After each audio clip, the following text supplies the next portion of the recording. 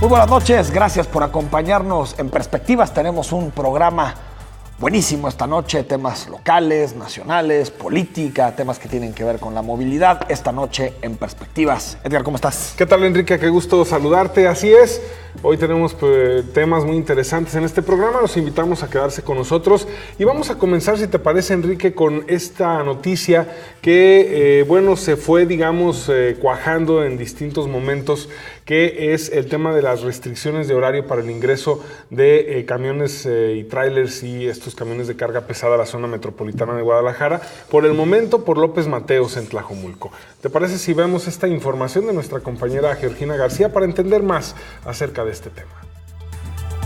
El transporte de carga dejará de circular a partir del mes de febrero por la avenida López Mateos Sur, de las 6 a las 10 horas. La medida busca agilizar el tránsito vehicular en esa zona, evitar accidentes viales y bajar los índices de contaminación atmosférica, informó el secretario de Movilidad, Servando Sepúlveda. Y se está pretendiendo iniciar con el tema de López Mateos, que es una de las vialidades que más han reclamado los ciudadanos, los vecinos, en el tema de que se ha concentrado mucho transporte de carga pesada. Ahora, con motivo de que ya se inauguró el macrolibramiento, esto permite una desviación, lo que permite reducir la carga y que ya no hay excusa por parte de los transportistas, de quienes no tienen que entrar a la ciudad, que no utilicen el macrolibramiento. Estas acciones serán replicadas gradualmente en otros 6 ingresos al área metropolitana de Guadalajara. El gobierno del estado destinará 11 millones de pesos para el rescate de estas vialidades colapsadas por el tráfico en horas pico. Después de hacer la prueba en Avenida López Mateos, la Secretaría de Movilidad planea extender las restricciones para la circulación del transporte de carga en los ingresos por Tonalá, Nogales y Carretera Chapala. En los próximos días me informa el secretario de Obras Públicas que ya está por terminar la señalética necesaria, que se hizo el estudio de infraestructura vial para orientar a todos los transportistas. Entraremos en una campaña pública de horarios y la aplicación en el mes de febrero. Servando Sepúlveda aclaró que harán un monitoreo de los resultados y en caso de ser necesario harán ajustes de acuerdo con las necesidades. Con imágenes de Juan Luis Hernández, señal informativa, Georgina García Solís. Y bueno, los afectados o tal vez los beneficiados, hay que ver cómo se termina operando este tipo de proyectos, pueden ser los transportistas, y por eso saludamos a Manuel Sánchez. Él es vicepresidente nacional de Conatram. ¿Cómo estás, Manuel? Muy bien, gracias por la invitación, Enrique, Eduardo, y pues bueno, a sus órdenes. Enrique y Edgar. Edgar, perdón. Oye, Manuel, sobre este tema, no sé, ustedes ya tuvieron comunicación con las autoridades, ¿qué opinan de estas intervenciones que va a haber en López Mateos? Pues bien, nos parece una medida un tanto grave por la manera como la pretenden realizar. Y me refiero porque no nos han tomado en cuenta, no ha habido un solo acercamiento con el secretario de Movilidad para analizar y ver realmente la conveniencia o bien la afectación que va a traer una medida de esta naturaleza. Realmente no creemos que sea la manera, no creemos que solucione el problema. Si bien es cierto que hay una enorme carga vehicular en las diferentes vías, no solamente López Mateos, y pues bueno, esta medida, lejos de ayudar, va a afectar. Si se restringe la circulación de vehículos de 6 de la mañana a 10, pues obviamente ya veré después de las 10 de la mañana lo que va a ocurrir. Todo ese número de vehículos que van a estar parados antes de llegar al punto donde inicia la restricción, a las 10 de la mañana van a arrancarse todos a la vez y verán el problema que verdaderamente van a causar. O sea, no se resuelve ahora. Pues bueno, yo no sé por qué está tan preocupado el señor secretario, si él está anunciando ahora que ya se tiene una alternativa de solución con el famoso macrolibramiento, pues entonces, pues ya que se quiten el problema y que dejen la vialidad libre, ¿no? Sí, el problema es que el macrolibramiento cuesta. Bueno, pues, y que hay muchos transportistas que pueden decir, prefiero durar un poquito más por López Mateos y no pagar el macrolibramiento. Bueno, eso lo debió haber pensado la autoridad antes de iniciar esta medida. Por otro lado, debo decirles que nos llama mucho la atención que la autoridad estatal y municipal sea la que está emitiendo o prohibiendo la circulación, cuando debo decirles que este tramo es un tramo que corresponde a la federación, no al estado ni al municipio. Por ello, entonces, es responsabilidad de la autoridad federal determinar si es o no viable el que se realice esta restricción. El día de ayer debo de informarles que estuvimos en una reunión en la Secretaría de Comunicación y Transporte donde se trató el tema. Con el delegado. Prácticamente, bueno, estuvo el subdirector del centro y el coordinador de la Policía Federal y también la representación de las demás organizaciones del sector transporte. Todos coincidimos en que no estamos de acuerdo con esta medida. ¿Incluso ellos? ¿Quiénes? ¿Los transportistas dijeron que no estaban de acuerdo o la misma autoridad Los federal? transportistas y las autoridades. ¿Qué autoridades? En La este federal. caso, obviamente, el sector que nos representa es la Secretaría de Comunicaciones y Transporte como cabeza de sector y el propio subdirector del centro, que es el licenciado Julio Tirado Cañedo, manifestó claramente que ellos no están de acuerdo, ellos no han emitido ninguna instrucción y no están de acuerdo con la medida, puesto que pues, se tendría que haber hecho primeramente un análisis y poder realmente juntos tomar un acuerdo unánime en donde verdaderamente se le encuentre una salida al problema. Lo que hoy está hablando el secretario de Movilidad, Servando Sepúlveda, ofrecernos una vía alterna, que es la carretera vieja a Colima, o sea, el camino a Colima anterior, hombre, verdaderamente es imposible transitar en esa zona. En principio ya está saturada de vehículos. Segunda, tiene topes por todos lados, tiene semáforos y va a causar un verdadero problema. Entonces, pues bueno, vamos a esperar a ver qué ocurre para esta fecha que se tiene tan anunciada de febrero. ¿Podrían ampararse ustedes ante esta medida? Por supuesto que nos ampararíamos, pero creo que no es necesario ni siquiera llegar a ese punto. Miren, verán que si los transportistas conjuntamente, yo creo que la industria está igual de preocupada que nosotros. Si verdaderamente se llevase a cabo una medida de esta naturaleza, pues bueno, nosotros los representantes de las cámaras del transporte, pues no es necesario que nos paren. Nosotros haríamos un paro, es decir, no ingresamos a la ciudad si se nos está prohibiendo y entonces a ver cómo llegan las mercancías, ¿no? O sea, ¿ustedes hacían un paro cómo? Decir un paro, simplemente no ingresamos a la ciudad. Si se nos prohíbe que no entremos a la ciudad, pues simplemente no entramos nadie, ¿no? Pero eso parece como una amenaza, ¿no? No es una amenaza, creo que es un derecho que tenemos todos para hacer valer un derecho que tenemos también nosotros, los autotransportistas que... Pero sí, a lo que me refiero es que hay muchos ciudadanos que piden esto, vicepresidente, usted lo sabe. Estoy de acuerdo. O sea, que con López ello. Mateos está colapsada, que hay muchísimos camiones, muchísimas cosas que entran a la ciudad y que ni siquiera tienen como destino la ciudad. Entendemos. Es decir, ustedes lo que no están de acuerdo es con esta propuesta. ¿Con qué sí estarían de acuerdo ustedes?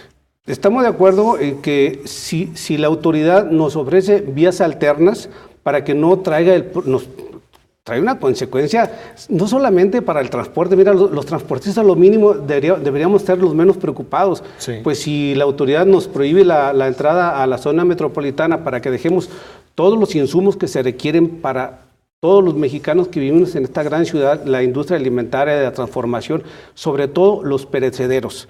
Lo que no puede faltar en la mesa de una casa son los alimentos y es lo que están prohibiendo que ingresen. No, lo que están prohibiendo es que ingresen entre 6 y 10 de la mañana ciertos camiones. A lo que me refiero es, ¿ustedes estarían de acuerdo con qué?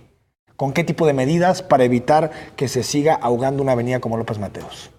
Bueno, nosotros estaríamos de acuerdo en que se realice una mesa de trabajo, ¿sí?, para que juntos podamos encontrarle la viabilidad al problema que hoy se tiene. Lo entendemos, y no solamente el López Mateos, las otras tres ingresos, sí, que es Chapala, Nogales y Zapotlán, están igual de saturadas. Pero verán, miren, el problema no es el autotransporte o los camiones de carga. Ustedes pueden ver la vía de López Mateos desde los outlets hasta Periférico, está saturada, ¿cierto? Y de Periférico a Plaza del Sol ciudad, y hasta América sigue saturada y ya no vienen camiones de carga pesada. O sea, no es el problema realmente los camiones. Creo que es una medida intransigente que a mí me parece que tiene más tintes políticos que otros. Ahora, no sé, usted me corregirá o tendrá mejor el dato, en la Ciudad de México hay restricciones también para circular y solamente se permite de madrugada allá, ¿no? ¿Por qué Guadalajara no puede entrar en un esquema similar? ¿Cuál sería el problema? Porque esta gran ciudad desafortunadamente no tiene infraestructura suficiente.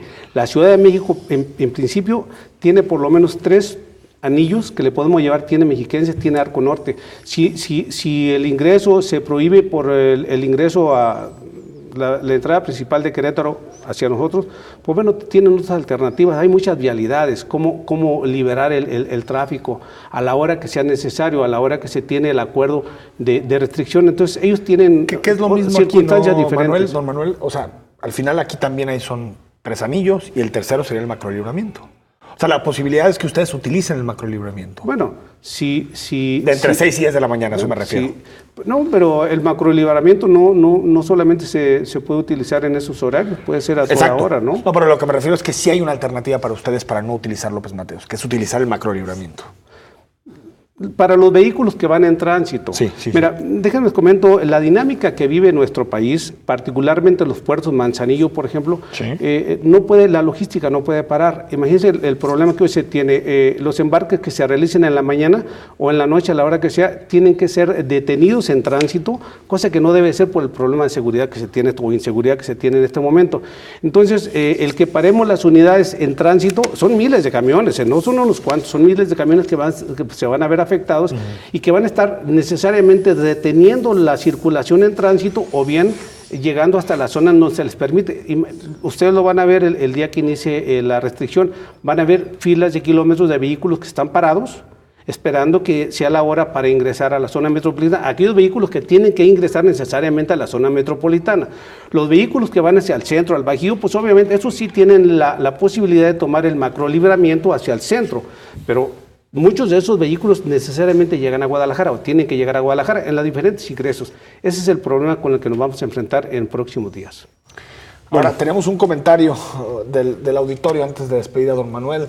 Arturo Sagún, el macrolibramiento sería viable si bajaran sus costos y nos dijeran hasta cuándo estarán en manos de Carlos Slim y si hay letras chiquitas como lo hacen en otros tramos carreteros. Claro, a favor de los inversionistas y no del pueblo. Gracias, dice Arturo. Bueno, ya se sabe. Es una concesión, ¿no? Es una concesión de 30 años a Carlos Slim y cuesta un poco más de 200 pesos, ¿no? Darle la vuelta. 230 y tantos pesos para un vehículo pequeño. Para un tractocamión doble remolque, 470 y tantos, pues más de 400 pesos. O sea, verdaderamente impacta al costo del flete. Ahora sí están dispuestos a pagarlo, ¿no? El tema es que no todos los camiones de carga pueden usarlo porque muchos tienen que entrar a la zona metropolitana, es lo que nos está explicando. Yo mencioné, creo que son 3 factores que nos limitan. El primero, obviamente, tiene que ver con el costo. Por eso es tan importante y le decimos, es necesario que nos convoquemos a una mesa de trabajo y podamos llegar a un acuerdo que verdaderamente lo permita, ¿no? Y el segundo punto es que este macrolibramiento tan anunciado tiene muchas carencias, particularmente servicios, no tiene servicios. Y es mucha gente, este macrolibramiento ahora está sola, ¿eh? Sí, yo me lo eché. Es un elefante blanco. Sí. Está pelón. Porque pero primero es normal al principio, ¿no? ¿Perdón? Es normal al principio, Manuel. Sí, bueno, regularmente es normal, pero no es el caso ahora. Está realmente solo esa vía. Primero, por el costo, obviamente, porque sí impacta de una manera importante. Segundo, es que no cuenta con los servicios necesarios para transitar. Son 111 kilómetros. ¿Cómo qué servicios? Bueno, no hay gasolineras, no hay un parador que tanto se anunció, donde el conductor pueda llegar realmente a descansar y resguardarse el tema de la seguridad, servicios de alimentación, de aseo y sobre todo para descansar y esto pueda continuar. Entonces, y el otro pues es un tema de seguridad también, no tiene la suficiente alumbrado, las cámaras, requiere y tiene muchas deficiencias. Bueno, Manuel, gracias por haber estado con nosotros, lamentablemente se nos acabó el tiempo y esto parece que va para un conflicto. Pues bueno, yo no quisiera que llegase a eso, pero claro está que todos los usuarios y en este caso los operadores de las empresas, quienes administramos las empresas, que están al servicio de la ciudadanía de los mexicanos, de los jaliscienses, pues somos una necesidad y que nos entiendan cuál es el derecho que tenemos y por qué defendemos esta causa. ¿Nada más cuándo arrancan? ¿El 1 de febrero o cuándo? No, creo que se va hasta el 17 de febrero, más o menos, no es el día primero. Pues ya veremos si lo que vaticina se hace un caos peor o no, ya lo veremos, ¿no? Manuel Sánchez, gracias por haber estado con nosotros. A ustedes gracias por la invitación. Vamos al corte, al regresar platicamos con 2 candidatas independientes al Congreso del Estado.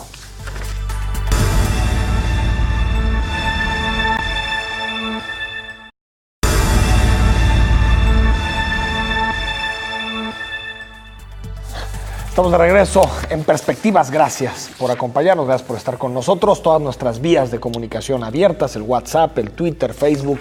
Si nos quieres mandar un mensaje. Saludamos a Susana Ochoa, ella es aspirante independiente a diputado local. ¿Cómo estás, diputada? Muy contenta de estar acá. en perspectivas. Distrito 10, ¿no? Distrito 10, Al local. Distrito 10. Paola Flores, aspirante independiente a diputada local del Distrito 13. 13, así es. Muchísimas gracias. También muy contenta de estar con ustedes. Oye, antes de comenzar con algunos temas que preparamos Edgar y un servidor, platícanos, ¿ya lograron las firmas? ¿No las han logrado? ¿Cuántas fueron, Susana? A mí, en el Distrito 10 local, como es el 1% de las personas que viven en tu distrito, me pedían 2.875 firmas. Al corte de hoy llevamos 3.184 por ahí, y también las secciones ya completadas. Ha sido un trabajo titánico, la verdad, desde el equipo y pues obviamente el recibimiento que hemos tenido en el Distrito 10. Y ahorita sigue pues ir a seguir, porque todavía tenemos hasta el 6 de febrero para poder estar en la calle, entonces nos toca ir a donde no necesariamente nos conocen, y queremos juntar el 1% de las firmas, pero en todas las secciones, entonces pues el trabajo continúa. Oye, porque mucha gente tal vez no está tan familiarizada con los distritos y tampoco tiene por qué estar tan familiarizada. Hay temas que tal vez afectan más el día a día, pero el Distrito 10, ¿qué comprende? El Distrito 10 hubo una redistritación, entonces para las personas que nos escuchan, ya los distritos locales y federales ya son los mismos, ¿no? El Distrito 10 federal y local ya es lo mismo, y eso me parece que es una ventaja. Ya el Distrito 10 compone lo más al sur, toda la parte del Coli, y ya incluye después de Periférico. En 2015 era el Distrito 10 todo dentro de Periférico. Son 2/3 partes de Zapopan. Después de Periférico incluye una parte de Bugambilias, que de hecho comparte con el Distrito 13, Santana Tepatitlán, una parte, Arenales Tapatíos, incluye lo más al norte el Bosque de la Primavera y lo más occidental Lomas de la Primavera, la Venta del Astillero, Ciudad del Sol. Más el Distrito 10. En lo ancho, se volvió un poco más ancho, y antes en 2015 pues era como una especie de pingüino, nosotros le veíamos forma, y ahorita ya es un poco más grande y me parece más representativo de la realidad del país. Incluso el municipio de Zapopan, ¿no? Porque Sí. se incorporan algunas zonas no tan de clase media como el Distrito 10 en general, Incluye, ¿no? por ejemplo, la Colonia El Reglete, Arenales Tapatíos, Miramar, Santana Tepetitlán. Entonces ya es más representativo de la realidad de este país. Y aparte con más carencias, ¿no? Que Sí, otras. sí, definitivamente. Paula, tú, Distrito 13, ¿no? ¿Ya lograste las firmas? Así es. Y que nos platiques un poquito del distrito, dónde está, Claro. cuál es. De hecho, es muy interesante. De hecho, algo también para que lo sepan, que nos están escuchando y viendo, el Distrito 13 se compone con lo que antes era el sur del Distrito 10. La Calma, Arboledas, Loma Bonita, Las Fuentes, Las Águilas, pero también 2/3 partes es Tlaquepaque, y eso es histórico. Es decir, ya recolectamos las firmas, son 2.783 las que nos pedía el INE, igual que el 1% de la población, pero la recolectamos en el 50+1 de las secciones. Y el 50+1 quiere decir que no nada más nos centramos en Zapopan, que era como siempre lo más conocido, ¿no? Lo que nos decían, Zapopan es donde la mayor número de personas nos conocen. No, estamos rompiendo con esa inercia de darles a entender que hay otras personas también que ya nos conocían, pero que también están dispuestos a firmar por una alternativa a los partidos políticos. El Distrito 13 es el sur de Zapopan, pero parte de Tlaquepaque por Parques del Bosque, atrás del ITESO, por nuestra preparatoria número 9, la prepa 9, la prepa 13, la prepa 6, o sea que son como ese, imagínense, hasta Miravalle abarca, pero también colonias como Villas del Ixtépete. De hecho, colindamos un poco con el Distrito 10, también en la parte de lo ancho que se amplió el Distrito 10, y una parte muy interesante es que vienen unas secciones que es como Camino Real a Colima, que son secciones que hay muchos condominios, pero que la clase es distinta, ¿no? O sea, el nivel de información es distinto a redes sociales, pero que también ya estaban informadas de cómo era el proceso. Y en la parte de Zapopan, entonces decías que es La Calma. Sí, desde... Las Fuentes, supongo, Pinar de la Calma, todas esas, Las Águilas. Las Águilas, si lo viéramos en un mapa, sería por donde está Plaza del Sol, a la izquierda, por todo Mariano Otero, también atravesando López Mateos. Es decir, donde está Paseos del Sol, una parte, o sea, de Paseos del Sol para acá, de Mariano Otero más bien para abajo, que será La Calma, Arboledas, Las Águilas, Loma Bonita, Gidal, y de aquí hasta Miravalle. Cuando hablamos de Wikipolítica, pues el principal referente es Pedro Kumamoto, ¿no? Que se convirtió prácticamente en un rockstar de la política, no solamente en Jalisco, sino a nivel nacional, e incluso muchos medios internacionales lo han entrevistado y han hablado de Pedro. Pero bueno, pues Pedro está junto con Wikipolítica, ¿no? Van de la mano. ¿Qué ofrece? ¿Cuál es la principal oferta de Wikipolítica y esta relación con Pedro Kumamoto? ¿Es su líder moral? ¿Es solamente un integrante? Él dice que solamente es un vocero. ¿Qué nos pueden platicar de esto? Pues Wikipolítica nos entendemos como una fuerza política que busca construir una oposición aquí en Jalisco, y justo cuando nosotros comenzamos como este desdoblamiento, ¿no? de Wikipolítica como organización, había dos retos. Uno, demostrar que se podía hacer esta política de la que nosotros hablábamos fuera del Distrito 10, fuera de Periférico, fuera de la zona metropolitana de Guadalajara, y demostrar que había otros rostros que estaban desde un principio, digamos, trabajando de la mano con Pedro. En ese entonces, pues era la figura más visible porque decidimos que él fuera el primer vocero de este experimento que nosotros le llamamos una candidatura independiente a un distrito local, y creo que hemos roto con esos dos retos que teníamos, ¿no? Hacer wikipolítica, ahora en todo el estado, ¿no? Las 115,000 firmas creo que lo demostraron, y también, no sé, por ejemplo, candidaturas como Oswi Ramos, que va para el distrito 19, que es pues Ciudad Guzmán, él es de hecho de San Gabriel, y él ya también tiene las firmas. Entonces también no somos un movimiento que se concentre en la zona metropolitana de Guadalajara, pero que nuestra apuesta le está haciendo sentido a las personas,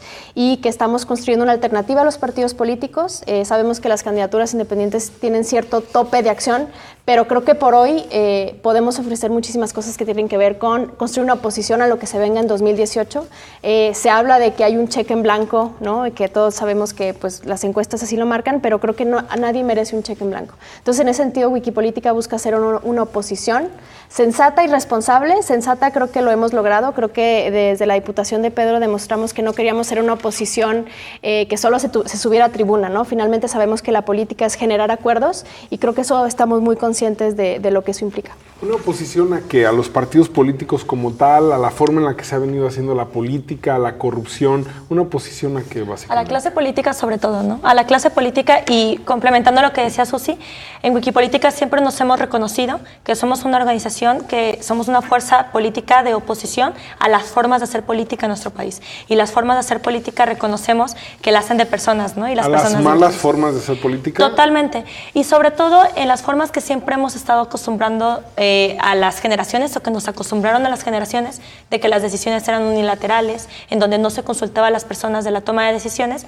Y creo que Susi lo dijo muy bien, somos una organización que sí busca procesos de organización horizontales, pero también ocupamos espacios de toma de decisiones para que esas decisiones también sean tomadas por gente común, ¿no? Por gente que nos organizamos, que nos reconocemos, y que puede pasar más allá de jóvenes, sino también esos jóvenes de espíritu que desde el 2015 estamos participando. Hay una pregunta del auditorio, Edgar, le damos lectura.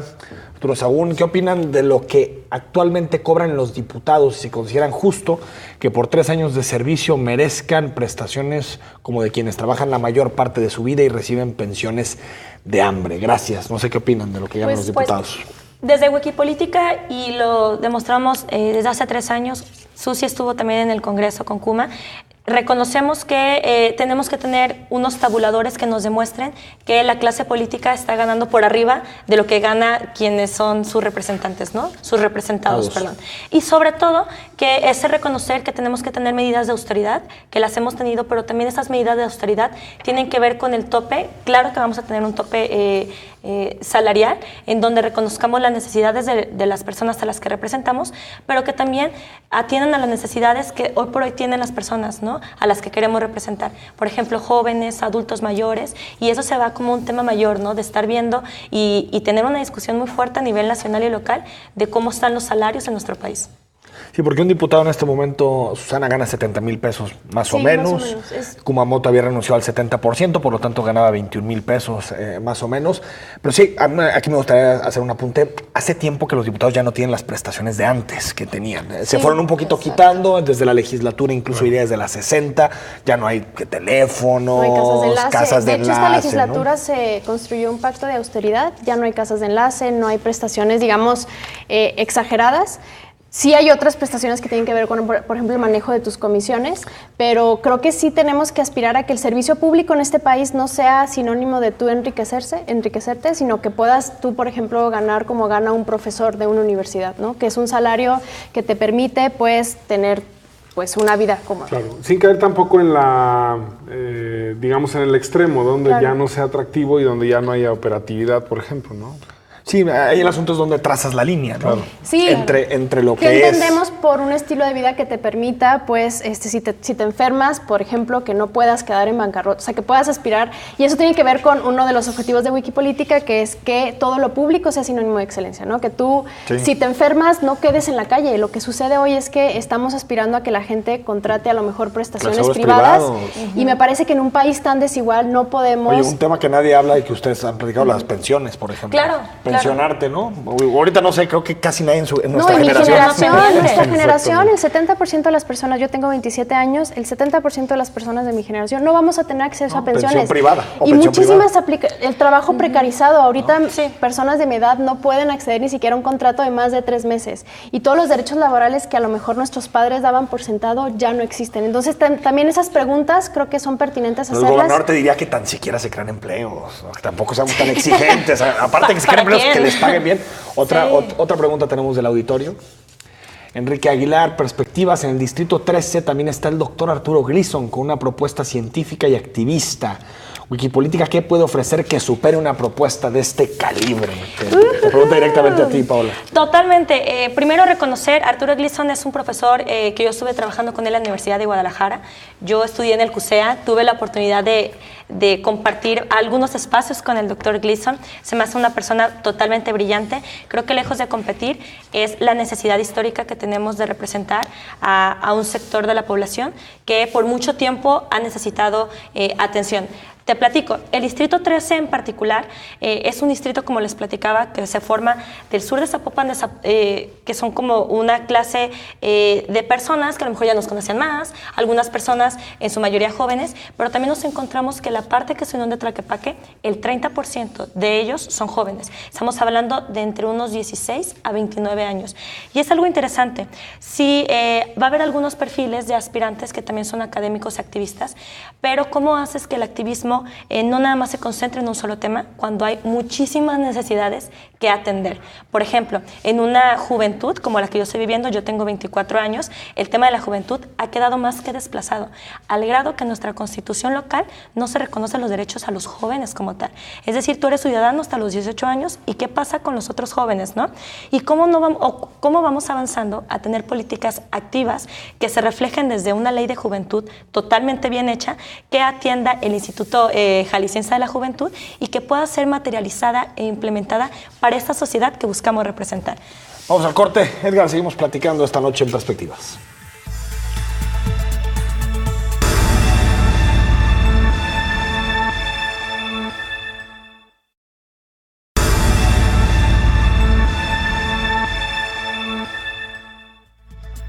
Estamos de regreso en Perspectivas. Escríbenos, mándanos mensajes. Estamos platicando con Paola Flores, con Susana Ochoa. Ellas son aspirantes a una diputación independiente a través de la vía independiente. Ya lograron sus firmas, es decir, estarán en la boleta a partir para poder ser votadas el 1 de julio de 2018. Y preguntarles con relación a Wikipolítica, Susana, ¿qué diferencia Wikipolítica de un partido político? Es decir, si ustedes ya llevan varios candidatos y puede ser que incluso sean una bancada en la próxima legislatura, ¿qué los diferencia de un partido? Pues nosotros, para empezar, no recibimos prerrogativas en periodos ordinarios, entonces pues eso definitivamente ahí no somos un partido político. No se toman las decisiones de manera popular como sí sucede en los partidos políticos, no tenemos, digamos, redes clientelares como sí sucede en los partidos políticos, entonces hay muchísimos matices. Sí somos una fuerza política, sí, digamos, estamos utilizando una figura que son las candidaturas independientes, la estamos utilizando de manera colectiva y eso no es ningún impedimento. Yo creo que al contrario, nosotros nos estamos haciendo preguntas de cómo rompemos con la crisis de representación que tenemos en este país y hoy por hoy nosotros hemos elegido las candidaturas independientes como una herramienta para hacernos estas preguntas. Y sobre el tema de la bancada, que bueno, es adelantarnos muchísimo al proceso, pero seguramente ahí también nos encontraremos con retos, pero que me parece que son retos muy necesarios, ¿no? O sea, ¿cómo hacemos que las personas que voten por un candidato independiente no valgan menos que las personas que votan por un partido político? La representación tiene que ser la misma. Si hay una votación importante por los candidatos independientes en 2018, ustedes podrían conformar efectivamente una bancada, a lo mejor de 4, 5 hasta más diputados, lo que, por ejemplo, tuvo Movimiento Ciudadano en la primera elección cuando Enrique Alfaro fue candidato a gobernador. Sí. Y que, bueno, pues ya teniendo esa cantidad de legisladores, pues eventualmente tendrán que entrarle a un montón de temas y de estira y afloja y también de negociación con las otras fuerzas políticas. ¿Cómo se están preparando para eso? Que también, hay que decirlo, mucha gente está viendo en las candidaturas independientes una opción para el voto. Pues creo que tenemos mucha claridad y creo que con Pedro justo uno de los retos era no prestarnos a una simulación, ¿no? Y el hecho de que, por ejemplo, se aprobara Sin Voto No Hay Dinero, que fue una iniciativa que presentamos nosotros, pues te habla de que estamos dispuestos a sentarnos a negociar, ¿no? Y nuestro discurso no es antipolítica y no somos ingenuos, sabemos perfecto. ¿No va a boicotear la legislatura, no, porque al final ejemplo? lo que queremos es que las cosas avancen, ¿no? Y si a lo mejor tenemos que quitar los egos de lado, porque luego es lo que sucede. Y sí. Yo cuando entré al Congreso pensaba que las motivaciones de que ciertas cosas no sucedieran tenían que ver con las agendas, ¿no? Y con los principios. Y no, muchas veces tienen que ver con el hígado. Entonces ahí nos estamos preparando esas cosas que a lo mejor no se ven hacia afuera, pero que son muy importantes porque también nosotros cómo entendemos la toma de decisiones y cómo entendemos que debería ser la política que nos pueda representar y estamos dispuestos a sentarnos a dialogar. Hay una frase que dice que eventualmente no ir a la guerra es dialogar, ¿no? Y yo creo que hay que aspirar a eso, a que elevemos el debate dentro del Congreso y saber que tiene que haber pesos y contrapesos y que queremos ser sensatos y responsables frente a lo que se viene, ¿no? Pero aparte también, y hablando de lo que dice Susi, es que hay que entender que es negociar dentro de una institución que representa muchísimas voces. Es decir, negociar es no hacer acuerdos en lo oscurito, ¿no? Negociar. O sea, negociar de cara a la gente, ¿no? Claro, y aparte jamás negociar los principios. Y creo que eso es fundamental. Una persona que representa a otras personas jamás negociaríamos con los principios. Y si algo, a lo mejor desde Wikipolítica, pero desde esta fuerza de vamos a reemplazarles, tenemos claro, es que los principios son irrenunciables, ¿no? Y los principios no se negocian ni en una junta de legisladores, ni en otros espacios, en donde las decisiones pues marcan la vida de personas, ¿no? Y creo que eso es fundamental, que lejos de una toma de confianzas, ¿cómo hacemos que el proceso legislativo sea una regla a lo que suceda ahí? Sea una regla que los legisladores tengan que voltear a ver a las personas y decirles por qué votan. Sea una regla decir que si el sentido de su voto sí los va a favorecer o no, ¿no? Y en ese sentido es más claro y más atractivo el proceso legislativo. Y también creo que es, de alguna forma, cambiar el Congreso de tal manera que haya ciertas cosas que se entiendan como derechos. Por ejemplo, en el caso de la entrada de Pedro Kumamoto hubo una exigencia social para que hubiera reglas claras, para que los diputados de partido tuvieran la misma representación que los diputados independientes y viceversa. Claro. Sin embargo, la ley no quedó así. Cuando Kumamoto da un paso al costado en el Congreso y llega a reemplazarlo Pablo Torres, automáticamente lo quitan de la presidencia de la comisión, ya no lo invitan a las sesiones de la Junta de Coordinación Política. Es decir, los independientes no tienen el derecho ganado al interior del Congreso. Totalmente. Fue simplemente respetar la figura de Pedro Kumamoto, pero cuando Pedro se fue dijeron adiós. Y creo que está interesante podernos a razonar, por ejemplo, siguiendo el ejemplo de Sin Voto No Hay Dinero, que fue una iniciativa que la impulsaron diferentes organizaciones. A mí me tocó coordinarla a nivel nacional. Después de Jalisco, me tocó coordinarla a través de una red de alianzas de Sin Voto No Hay Dinero. Fueron 27 estados de la República que se apuntaron a hacer lo mismo que sucedió aquí en Jalisco. De esa red, 12 estados ya la presentaron en sus congresos locales. Y algo fundamental es lo que estás diciendo. El no tener un aliado de la ciudadanía allá adentro dificulta, pero de manera maratónica el proceso. Es decir, que por más activismo que haya, la incidencia institucional a través del activismo sí se ve como una condición de posibilidad el que tengas a alguien que sí vele por tus intereses. Y en ese punto, y creo que hemos sido muy claros, las candidaturas independientes jamás van a ser un fin, van a ser una herramienta que no tiene que ser una excepción como lo que fue Pedro Kumamoto, tiene que ser una regla para garantizarles los derechos políticos. Derecho, ¿no? Los derechos porque políticos. Al final los derechos son de sus representados, no necesariamente el diputado. Y también hay cosas, no es solo pasar iniciativas, es cambiar los procesos legislativos. No es posible que todavía en este país los presupuestos y las iniciativas que son fundamentales se aprueben a las 5 de la mañana, porque a esa hora la oposición está cansada, los medios de comunicación están cansados y la gente está dormida. Entonces la capacidad que tienes para incidir sobre las decisiones del Congreso, pues se merma, ¿no? Entonces esas son las pequeñas, que a lo mejor no es una iniciativa de ley, pero tiene que ver con algo fundamental, que es cómo hacemos que el Congreso rinda cuentas y no se diluya la responsabilidad y se eleve el costo político. Perdón, Edgar, que son fundamentales. El Congreso tiene 3 funciones: legislar, fiscalizar y representar. Y estas dos, fiscalizar y representar, están inexistentes en el debate público. Nada. Ejecutivo. Por ejemplo, claro, manda el presupuesto y se le mueven 25 pesos, ¿no? De los 108 mil millones. No, es una locura, menos del 2%. Y los objetos de gasto, que son como las unidades más pequeñas que se pudieran fiscalizar en un presupuesto, pues los objetos de gasto se van en gastos que dices, oye, tienes programas y objetos de gasto, los programas, tus indicadores no miden, y no miden ¿para qué implementas el recurso? Pero los objetos de gasto son súper ambiguos. Y creo que también hay un punto de que tú dices, es fiscalizar. Hay programas de la sociedad civil que se han dedicado, ya llevan 2 años como nuestro presupuesto, que se han dedicado a fiscalizar el presupuesto del proyecto de presupuesto que trae el Ejecutivo. Pero bueno, son más de 2,000 objetos de gasto que hay que fiscalizar. Pero lo que sí, y creo que es muy interesante, en esta nueva manera de reivindicar el proceso legislativo es también evidenciar cuáles son las prioridades del Ejecutivo, ¿no? En qué se está destinando más dinero, en cuál, teniendo una alerta de género, está destinando muchísimo menos recurso que lo que le destina a programas de publicidad, por ejemplo. Y creo que eso nos puede ayudar también a darnos un norte de qué sí están haciendo o qué no están haciendo nuestros gobiernos. Bien, un tema que también incluso el mismo Pedro Kumamoto ha hablado es el tema de cómo se financia todo esto, todo este movimiento para recolectar las firmas, para salir a la calle, porque se gasta y claro que se gasta, ¿no? Y bueno, pues sale una información hoy donde, bueno, hay quien ya explica y da los nombres de quienes los apoyaron, de quienes les dieron los donativos para todo este tema de las firmas.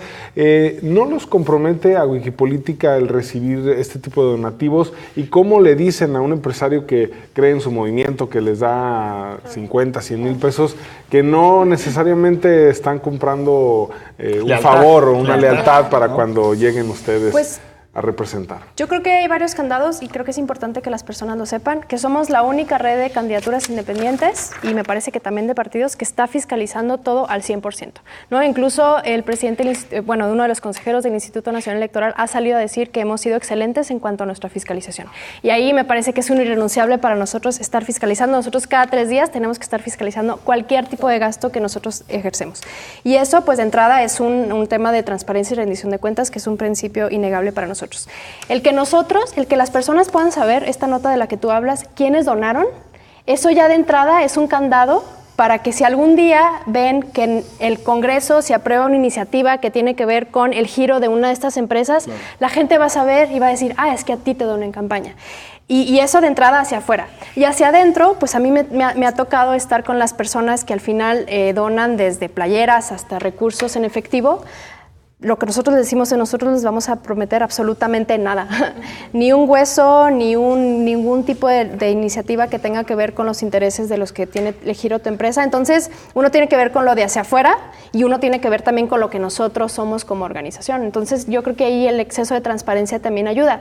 Nosotros, por ejemplo... Y tienen topes, ¿no? También. Claro, de hecho nosotros estamos trabajando en un manual para las campañas, que es un manual que van a firmar todas las aspiraciones que tienen que ver con no vamos a exceder más del 50%, digamos que está lo de ley, que el de tope de campaña, y nosotros no vamos a exceder más del 50% de ese tope de campaña, por ejemplo. Exacto. Y tampoco creo que, no recuerdo el monto, no sé si tú te acuerdas, Pau, pero una persona no puede donar más de, me parece que el 10% del costo total de la campaña. Entonces ahí también, pues, no le debes nada a alguien que te donó a lo mejor el 10%. Y en las aspiraciones locales, por ejemplo, porque sí, es un Pedro Kumamoto, pero las aspiraciones locales, que tenemos nuestra propia fiscalización, que eso es bien importante también que las personas sepan, es que ninguna persona nos puede donar más de 6,000 pesos. Nunca las hemos llegado a necesitar. Pero las donaciones en especie son las que premian, ¿no? Porque al fin de cuentas la recolección de firmas pues son a lo mejor en algunos pines que traemos, a lo mejor que ya se nos atoró y compramos que fruta o algo por el estilo para los que vamos, a veces hasta bloqueador solar, que nunca sobra. Y como dice Susana, ¿no? Hay topes externos que nos pone el INE, pero también como organización que cumplen con... como un código de ética. Claro, como un código de ética, pero también un código de austeridad, pues, o sea... Es muy a la Bernie Sanders, ¿no? Esa era la idea de Bernie, ¿no? De que sea no más de un porcentaje. Es que acabamos de romper un paradigma respecto a el financiamiento, porque nosotros presentamos un recurso ante el INE a ver si nos dejaba tener una tienda virtual para de esa manera también contribuir a la construcción de la campaña. Y esto sucede en Estados Unidos. La gente, bueno, dependiendo de cuál sea el candidato, pero Bernie Sanders se financia por muchas donaciones pequeñas. Así empezaron muchos partidos, a través de también, donaciones, ¿no? De boteo en la calle, y al final yo creo que hay que transitar hacia que las organizaciones políticas sí puedan recibir una especie de recurso de dinero público, porque al final después puedes dejar la política solo a quien pueda pagar por ella, pero que al final las personas motivadas financien las ideas y financien que las personas se capaciten y financien la recolección de firmas, ¿no? Entonces yo creo que también hay que...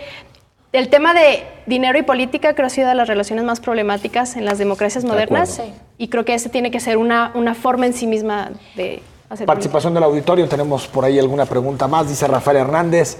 Pregunta para Susana y Paola, ¿van a ver por los derechos de las minorías? Sí, pues de nosotros desde... Perdón, ¿sí que es Paola? Paola. No, sí. Creo que lo hemos hecho también desde el equipo de la Diputación de Pedro, que los temas se legislan no ni por minorías ni por mayorías, sino por las necesidades que representa una sociedad. Y eso es bien importante, porque los derechos no se quitan, ¿no? Los derechos tienen que ser para todas las personas, no importa su nivel sociodemográfico, no importa el nivel de estudios que hayan tomado, ¿no? Los derechos, y creo que esa es una lógica que también tendríamos que ir abonando, se legisla para las personas, no para un cierto sector. Pero no son ambiguos en eso, Susana. No, El tema pues, de de hecho, los homosexuales, de todo este tipo de temas. Nosotros nunca hemos negado que queremos que se amplíen los derechos a todas las personas. Nosotros jamás someteríamos a votación también el derecho de ningún tipo de minoría. Y creo que en el trabajo en el Congreso dimos claras luces de las cosas en las que creemos. Al final, por ejemplo, Pedro fue la primera persona al principio de la legislación que se mostró a favor de que se legislara el matrimonio igualitario, ¿no? Porque creemos en el tema de las libertades y nosotros no tenemos por qué legislar sobre quién puede amar a quién, ¿no? Eso de entrada. Sí. Entonces va a ser un tema, sobre todo porque luego esos espacios, esos temas polarizan demasiado y a nosotros nos tocará hacer mucha pedagogía respecto a por qué creemos que los derechos de las minorías son importantes y sobre todo rendir cuentas, ¿no? A lo mejor no vamos a hacer... Déjame preguntarte, Susana, ¿se los preguntan mucho en sus distritos estos temas? ¿Es algo que surja mucho? La verdad, no. No. La gente está muy contenta porque regresamos. Es que de pronto parece que son temas importantísimos, pero ya cuando bajas a las colonias tal vez no están las prioridades. Al ciudadano de a pie, y creo que a todos nos mueve el tema de la inseguridad, nos mueve el tema de la desigualdad. Servicios. Sí, y creo que no es un tema de minorías, ¿eh? O sea, creo que no es menospreciar un tema que para muchos es muy importante. Claro. Más bien porque tan siquiera en estos espacios en donde volvemos a las calles hay otros temas que también importan, no más ni menos, ¿no? Sino que son urgentes de tratar, que tienen que ver con la inseguridad que estamos viviendo en nuestra ciudad, que tienen que ver más con el derecho a nuestro futuro. Los jóvenes no tenemos un empleo, ¿no? Entonces son esos temas que no son menos o más importantes, pero que sí están en boca de muchas personas. Hola, Susana, gracias por haber estado con nosotros. Muchísimas gracias. Gracias por invitarnos. Gracias por invitarnos. Vamos al corte y hablamos de la visita de Anaya a Jalisco.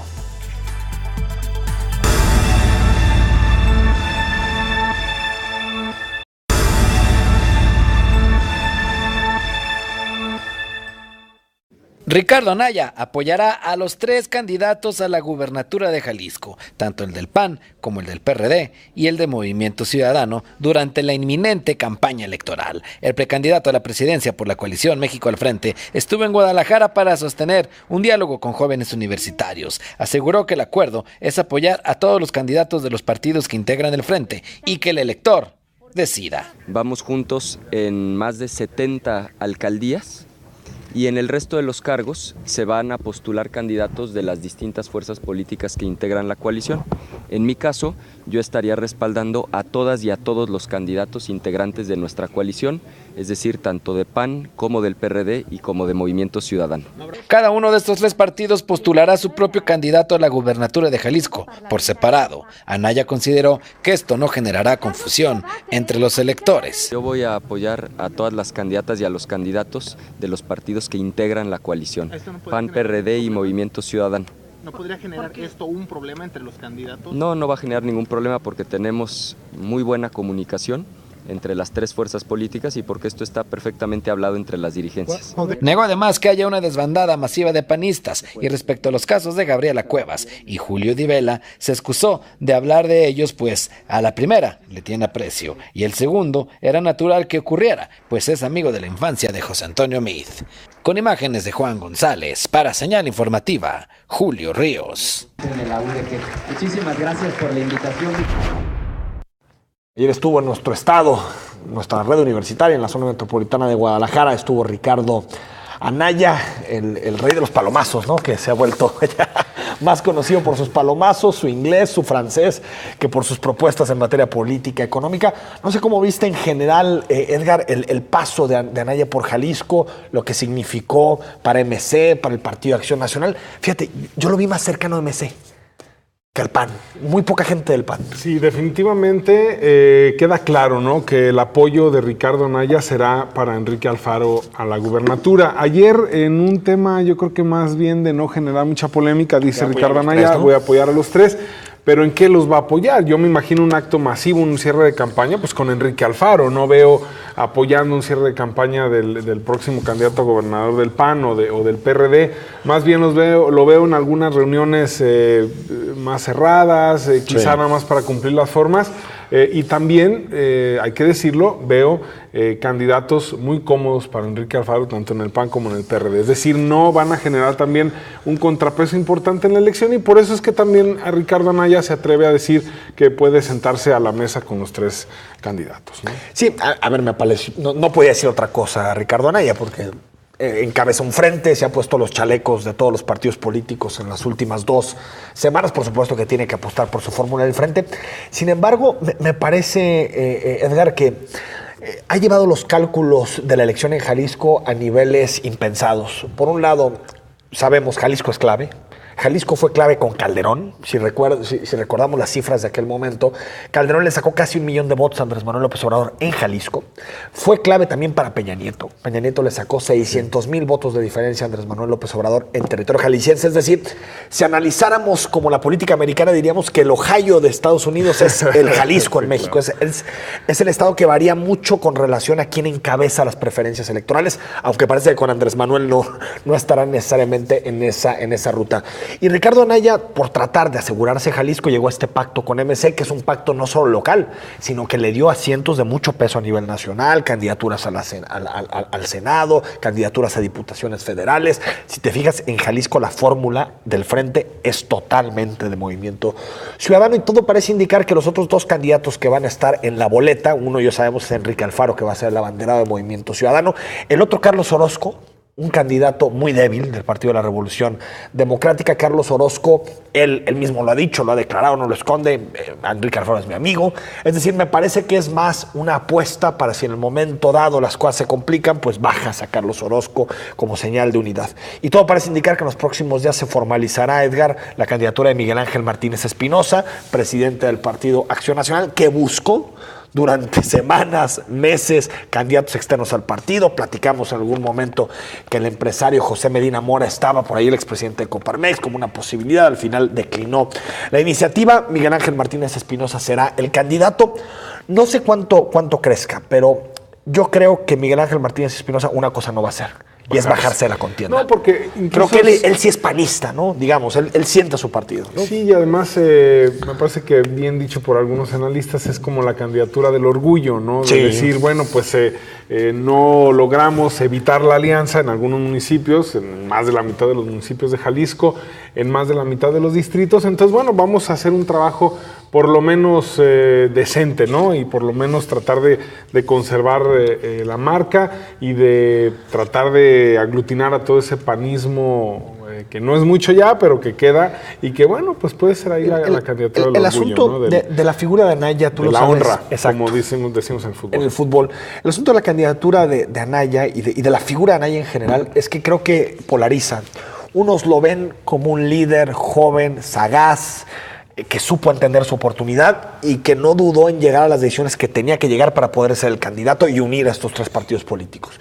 Otros, por el contrario, entre los que yo me incluyo, pensamos que ha hecho todo lo necesario para llegar a su ambición, incluido destrozar a su partido político, porque me parece, no sé qué opinas, Edgar, que el PAN va a ser muy diferente después de este proceso. Es decir, el hecho de que se vaya una buena parte de los panistas, toda esta corriente calderonista, el hecho, por ejemplo, que en Jalisco haya venido Ricardo y dicho, se acabó lo que ustedes piensan, la alianza va porque va en los municipios, casi llevó al límite al partido para designar a un candidato, incluso llegó a poner sobre la mesa que el PAN no colocara candidatos para la gobernatura del estado. Es decir, me parece que por cumplir sus ambiciones, Ricardo Anaya ha llevado el escenario a niveles de polarización impresionantes. Yo no sé si al final le saldrá la jugada, si llegará a Los Pinos o no, pero creo que esto es lo que tiene la figura de Anaya. Unos lo ven como un sagaz, un hombre que ha logrado buscar sus objetivos y que los ha conseguido, y otros creemos que en realidad ha llevado a su partido pues, a tal vez la crisis más importante de su historia. Y en Jalisco está clarísimo, ¿eh? En Jalisco me parece que de pronto Enrique Alfaro toma más decisiones por el PAN que los panistas. Sí, por supuesto, iban a ir ayer la foto incluso donde se encuentra Enrique Alfaro junto a Miguel Ángel Martínez, cuando puede ser el candidato del PAN. Yo lo que creo también, Enrique, coincido, es que, Ricardo Anaya invita a Movimiento Ciudadano a esta gran alianza por Jalisco. No, totalmente. No existe MS en otro lado. Porque entonces ahí es donde ya Ricardo Anaya garantiza el apoyo que le va a dar a Enrique Alfaro y viceversa, es decir, necesitaba el apoyo de Enrique Alfaro, los votos que le puede aportar Enrique Alfaro, y por eso quiso sumar. Pero tampoco son hay que cálculos, perder, son matemáticas. Exacto, y tampoco hay que perder de vista el cristal con el que se mira la política en Jalisco y con el que se mira a nivel nacional. Movimiento Ciudadano en Jalisco es un partido fuertísimo, es el primer partido, la primera fuerza, pero a nivel nacional no representa gran cosa, y el PRD tampoco. Es decir, el PRD ha perdido muchísimos puntos, muchísima preferencia, y el PAN está débil. Entonces, no sé si realmente Ricardo Anaya es el candidato de una coalición de partidos débiles que puedan buscar hacer una fortaleza, yo creo que sí. En realidad sean tres partidos fuertes, porque no lo veo así. No, totalmente. Yo coincido con lo que señala Edgar. Me parece que el frente es más fruto de las debilidades que de las fortalezas. Claro, por supuesto. Yo creo que si el PRD tuviera las fuerzas de antes en la Ciudad de México, pues seguramente iría en una candidatura de otras características. MS es un partido regional que ha querido ir creciendo en Nayarit, en Colima, pero no lo ha logrado. Me parece que el cálculo de Ricardo Anaya y los votos que le prometió Enrique Alfaro es 1.5 millones de votos en Jalisco. Nunca han existido. Calderón fue el que más sacó y es 1.3 millones de votos. Veremos, pero queda claro que Anaya en Jalisco, su candidato es Enrique Alfaro. Y hay que ver cómo vota la gente, porque hay mucha gente que sabe votar de manera diferenciada, y lo vimos en la elección de 2012, que mucha gente votó por Josefina y por Enrique Alfaro. Pero esa fórmula estaba. Si tú veías los autos, hubo una operación de tal magnitud para vincular las cosas que veías Josefina y abajo Enrique Alfaro. Edgar, gracias. Muchas gracias, Enrique. Buenas noches. El viernes hablamos de un tema que seguro te interesará: corrupción. Agenda Jalisco rumbo a 2018. Hasta el viernes.